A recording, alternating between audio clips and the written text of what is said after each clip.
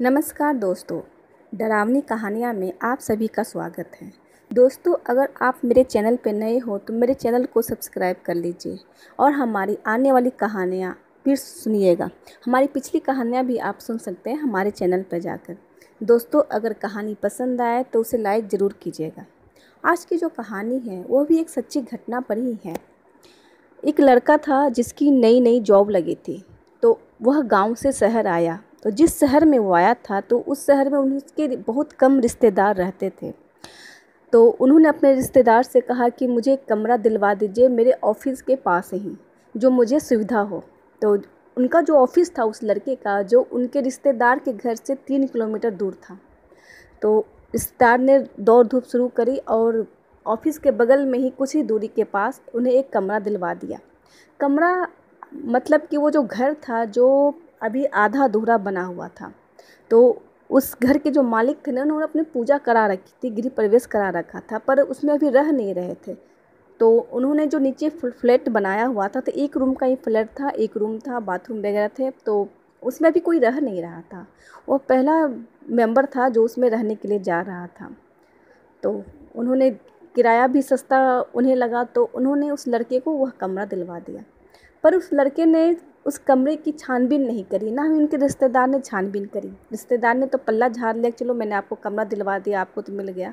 उस लड़के ने भी सोचा चलो ऑफिस के बगल में ही इतना सस्ता कमरा मिल गया है। तो रिश्तेदार के बाद वो अपने घर में रहने के लिए चला आया। पहला दिन तो बहुत ही थका हुआ था, सामान लाने ले जाने और घर में कुछ काम करने के लिए। तो वह पहले दिन वह बहुत गहरी नींद में ही सो गया रात में, उसे कुछ पता नहीं चला। दूसरा दिन वो उठा, ऑफिस गया। ऑफिस से जब आया घर शाम को, तो आकर उसने चाय बनाई, चाय पिया और यूं ही बिस्तर पे वो लेट गया। तो उसकी आँख लग गई।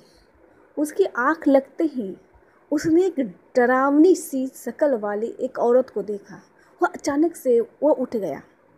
उसे समझ में नहीं आ रहा था कि क्या हो गया है। मैं आँख बंद करके अभी सोया ही था, तो ये कैसे हो सकता है। तो उसने इस बात को लाइटली लिया, चलो मैं थका हुआ हूँ, हो सकता है नया शहर है तो मुझे ऐसा लग रहा हो। वो फिर उठा, रात का खाना बनाया, खाया और कुछ देर अपने माता पिता से बात करी। फिर वह सोने के लिए चला आया। वह बिस्तर पे लाइट ऑफ कर दी, कमरे में अंधेरा था। वह भी बिस्तर पे सोया ही था कि कुछ देर के बाद ही जब वो गहरी नींद में गया, तो ऐसा लग रहा था कि जैसे कोई उसके बिस्तर को ज़ोरों से हिला रहा हो। पर वो गहरी नींद में था, तो उसे ऐसा कुछ महसूस नहीं किया हुआ। फिर भी उसे लग रहा था कि कोई उसके बिस्तर को ज़ोरों से हिला रहा है। तो गहरी नींद में होने कारण भी वह उसे महसूस कर रहा था, पर वो उठ नहीं पाया। फिर वो फिर से गहरी नींद में चला गया।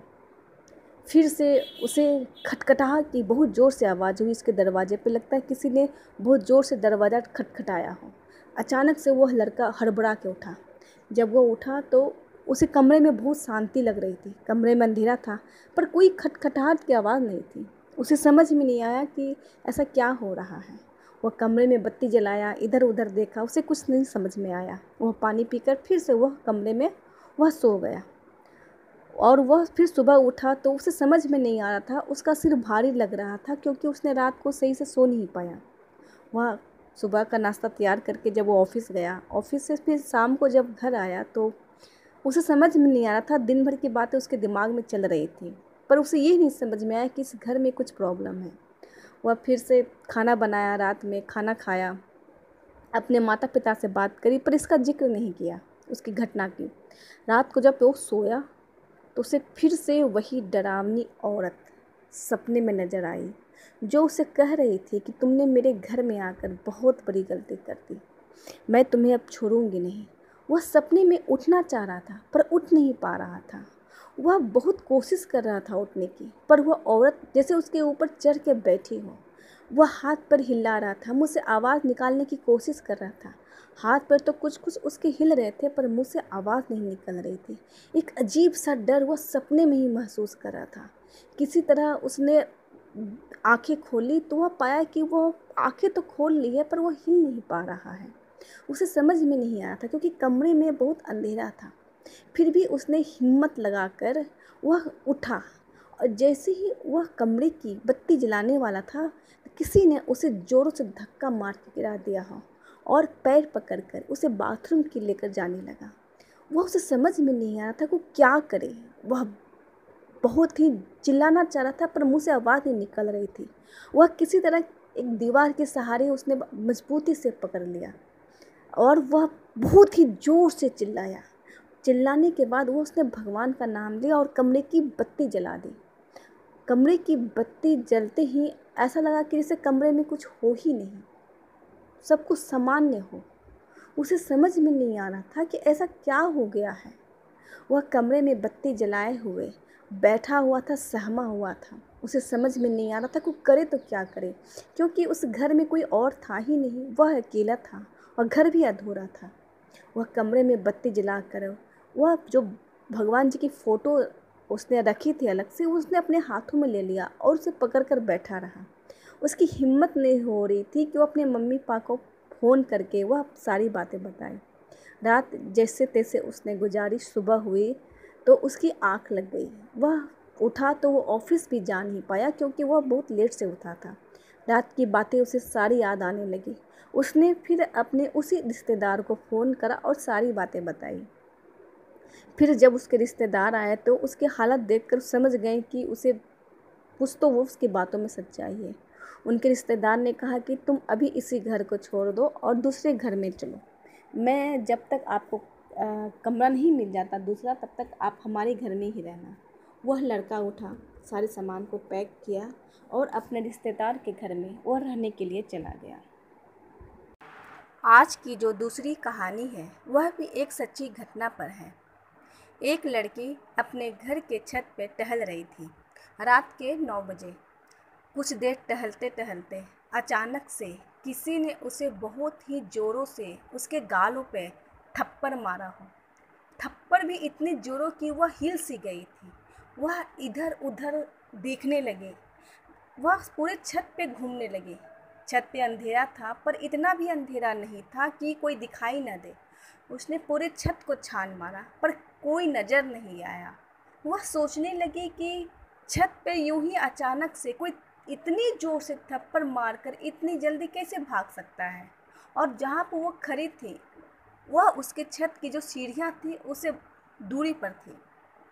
वह घबरा सी गई और घबरा कर नीचे उतर आई, अपने कमरे में आकर बैठ गई। वह बहुत सहमी से थी। उसे समझ में नहीं आ रहा था कि किसी ने इतनी ज़ोर से थप्पड़ मारकर कैसे भाग सकता है और इतना गंदा मजाक कैसे कर सकता है। वह डरी डरी से बैठी हुई थी। जब उसकी चाची उसके कमरे में आई उसे खोजते हुए तो उसे देखा तो उसके चेहरे पर उसके हाव भाव देखकर पूछने लगी कि क्या हो गया, ऐसा क्या हुआ कि इतनी डरी सी लग रही हो। उसने बताया कि मैं जब छत पे टहल रही थी तो किसी ने मुझे बहुत ज़ोरों से थप्पड़ मारा और थप्पड़ मारकर भाग गया हूँ। मैंने पूरे छत पे देखा, कोई नज़र नहीं आया। कोई थप्पड़ मार के इतनी जल्दी कैसे भाग सकता है, जबकि मैं सीढ़ियों से बहुत दूर में थी। उसकी चाची ने फिर उसे बताया कि वह भी एक रात जब वो छत पे टहल रही थी तो किसी ने बहुत ज़ोरों से उसे भी थप्पड़ मारा हो और वह भी अचानक से हिल सी गई थी। वह भी छत के चारों ओर देख रही थी, कोई नहीं था। कोई थप्पड़ मार के कैसे भाग सकता है। तो मुझे लगा कि वहम हो, लेकिन वह थप्पड़ बहुत ज़ोरों की थी। पर मैंने घर में किसी को नहीं बताया। लेकिन यह जो घटना तुम्हारे साथ हुई है, लगता है कि अब घर वालों को बताना ही पड़ेगा। फिर उसकी चाची ने घर वालों को बुलाया और सारी बातें बताई। फिर पंडित जी को दूसरे दिन बुलाकर जब पूछा गया तो पंडित जी ने कहा कि आप अपने घर में शुद्धिकरण कराइए, एक हवन कराइए, उसके बाद ऐसा कुछ नहीं होगा। फिर उस घर वालों ने घर का पूजा करवाया, शुद्धि करवाई, हवन करवाया। उसके बाद से सब कुछ सामान्य हो गया। यह थी एक छोटी सी घटना, बहुत बड़ी घटना नहीं है, लेकिन यह घटना मैक्सिमम लोगों के साथ घटती है। कुछ कुछ ऐसा होता ही है कुछ लोगों के साथ। आज की जो तीसरी कहानी है वह भी छोटी सी है पर एक सच्ची घटना पे है। यह कहानी मेरी दोस्त की मम्मी की है। बात गांव की है। तो उनकी मम्मी बताती हैं कि जब उनकी नई नई शादी हुई थी तो गांव में शौचालय घर में नहीं हुआ करते थे, खेतों में हुआ करते थे। तो लोग सुबह उठकर ही उस काम को नित्य क्रिया करने के लिए जाया क्या करते थे। तो एक दिन ऐसा ही हुआ जब वो सुबह उठी और घर के किसी और सदस्य को लेकर जब वो खेत की तरफ जाने लगी, तो रास्ते में चलते चलते अचानक से उन्हें एक आवाज़ आई। आवाज़ ऐसी थी जैसे, बहुत शुद्ध में तो कोई नहीं बोल रहा हो, लेकिन एक आवाज़ थी जैसे दीदी, दीदी, दीदी, ऐसी ही आवाज़ आ रही थी। वह जैसे जैसे चल रही थी, आवाज़ वैसे ही उनका पीछा कर रही थी और वह आवाज़ धीरे धीरे बढ़ती जा रही थी। उन्हें समझ में नहीं आया कि आगे जाए या पीछे वापस घर चले आए। फिर भी हिम्मत करके जब वो 2-4 कदम ही चली हुई होगी, तो वह जो आवाज़ जो दीदी दीदी कर थी, वह नज़दीक से आने लगी। तो वो जिनके साथ गई थी, उन्होंने कहा कि चलिए भाभी घर चलते हैं, आगे रास्ता में जाना सही नहीं होगा। और उन्होंने जो चलने की रफ्तार थी वह दौड़ने में लगा दी। वह दौड़ते दौड़ते अपने घर के अंदर आ गई। पर वो आवाज़ जब वो खेत से दौड़ रही थी, तो कुछ ही देर के बाद वो आवाज़ नहीं आई और वो अपने घर में चली आई। और बहुत डरी हुई थी। घर के बाकी सदस्य भी सुबह के लिए उठ गए थे। तो जब उन्होंने पूछा कि क्या हुआ, क्यों तुम लोग खेत से भाग आई हो, तो उन्होंने वो घटना बताई। तो उसके बाद रिश्तेदारों ने ही उसके बाद घर में शौचालय बनाने की सोची। ये जो घटना थी, जो उस आवाज़ जो आ रही थी, उसके पीछे भी एक कहानी है। एक लड़का था जो जब गांव में नई नई बिजली लगने वाली थी कुछ सालों पहले, तो जब बिजली लगी तो वह जो लड़का था, वह बिजली के जो पोल होते हैं, तो कहीं से कोई तार जो छूट गया होगा। उस लड़के की जान उसी तार से सट कर ही चली गई थी, करंट लगने से ही चली गई थी।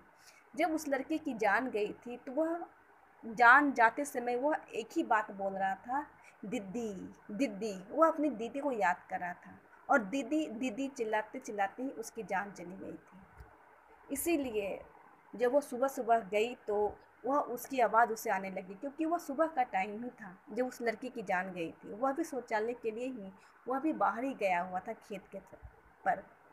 तो इस घटना के बाद उसके घर वालों ने घर में एक शौचालय बना दी। तो ये थी आज की सारी कहानियाँ। अगर कहानियाँ पसंद आए तो लाइक ज़रूर कीजिएगा दोस्तों, और चैनल को सब्सक्राइब ज़रूर कीजिएगा। धन्यवाद।